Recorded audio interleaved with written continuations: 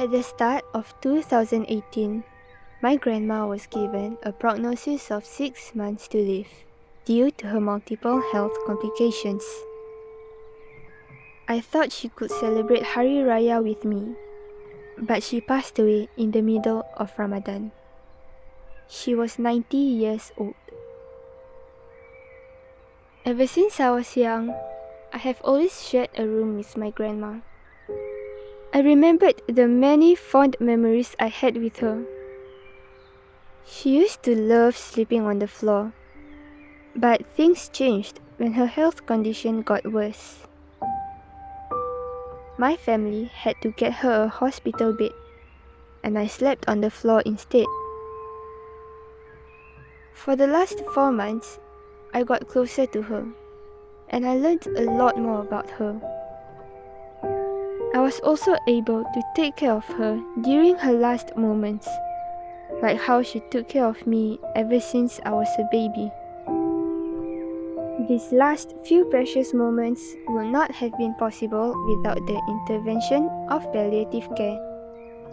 It has helped me, my family, and my grandma through those very tough 4 months. Palliative care made us realize that while there were disputes, there was also laughter, but most importantly, there was love.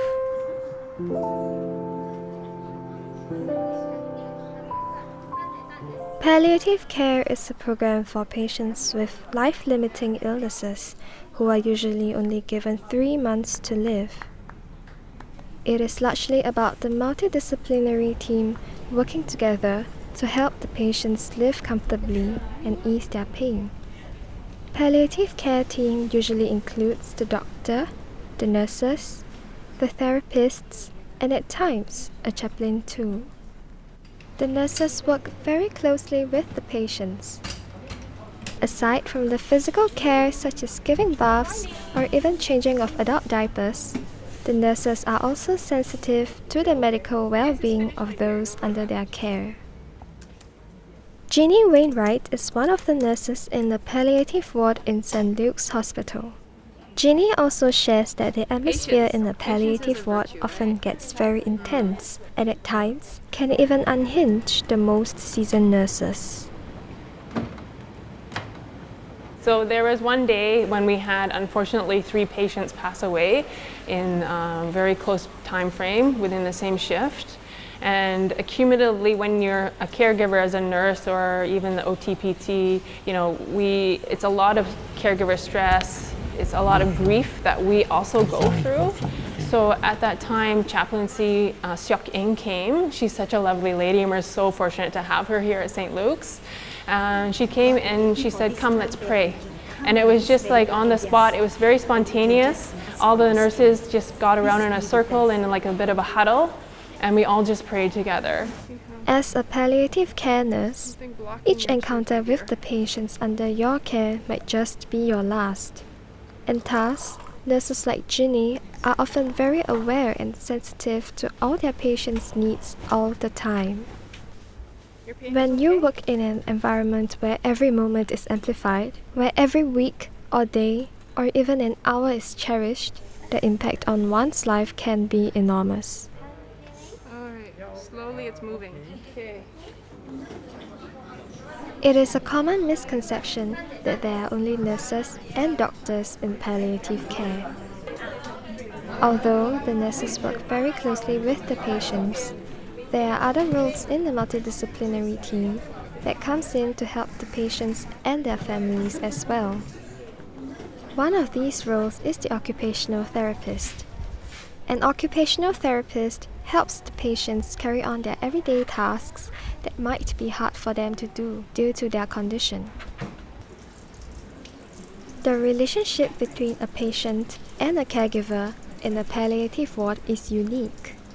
It is also amplified, and it often gets very personal. Meet Cheryl Lee, one of the occupational therapists in the palliative ward. She used to work in the dementia ward of St. Luke's Hospital before she moved over to the patients in palliative ward. Cheryl feels that while her work here is demanding, knowing that her efforts are well appreciated, makes it all worthwhile. So I've had this uncle, he's not communicative, so this patient couldn't speak verbally, but he's still awake.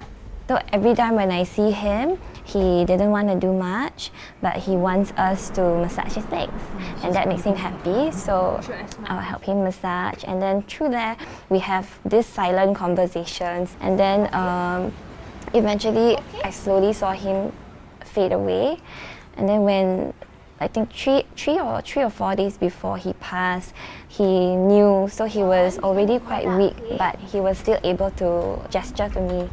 So I was massaging him, and then when I was almost done and he held my hand very tight, he put my hand very near to him, and then he looked in my eyes and he held the gaze for quite some time. Then he tapped my shoulder and he showed a thumbs up. Yeah. Gratitude is not just an expression of thankfulness, but it takes on another dimension where a deeper appreciation for someone is expressed. This expression of emotion does not just flow from patient to caregivers, as they are also on the receiving end too.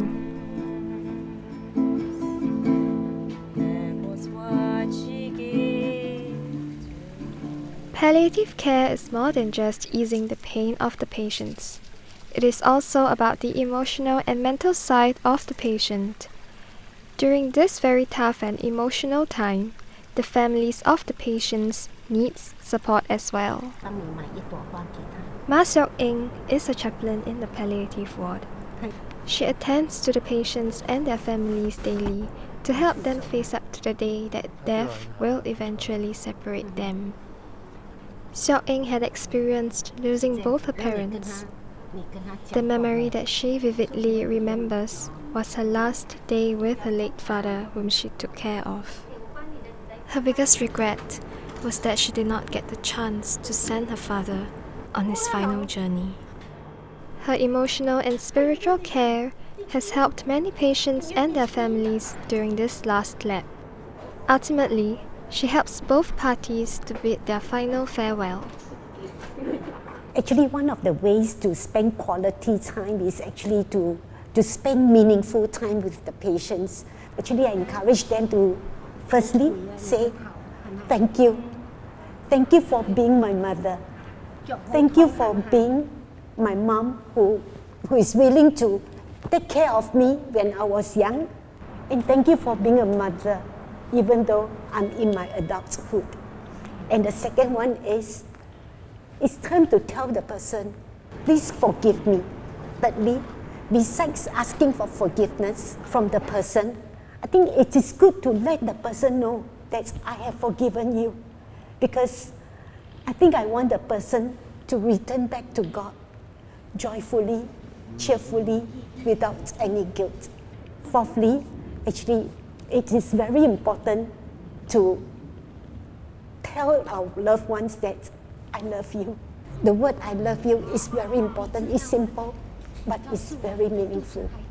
And the last one, which I think is equally important, is we need to tell our loved ones and assure them, don't worry about me. I will take very good care of myself. From her own experience, Seok-ing learned a few things of her own. And of course, I like to add in the last one. And the last one is, I always encourage my patient's family. Touch the patient. Use the ministry of touch. Hold the patient and hold them while they are still warm.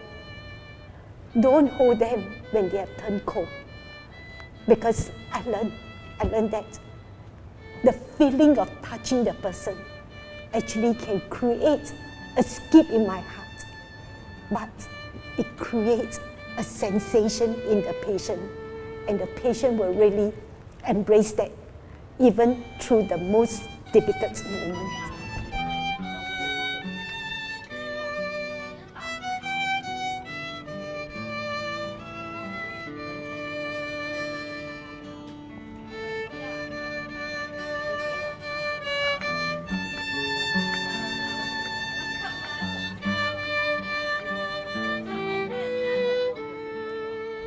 This enclosed room within the palliative ward of St. Luke's Hospital is called the Peace Room.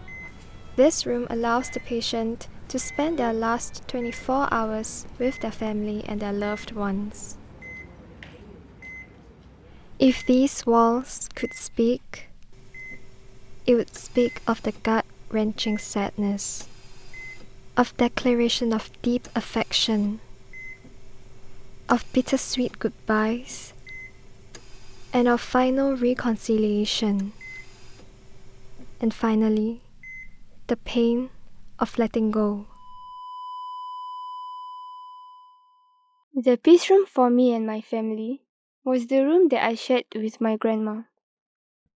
I still remembered that day like it just happened yesterday. My whole family was there, and so were my relatives.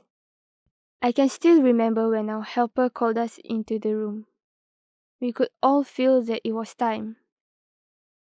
As I ran to her side and held her warm hand, her oxygen levels started to drop, and it slowly reached 0.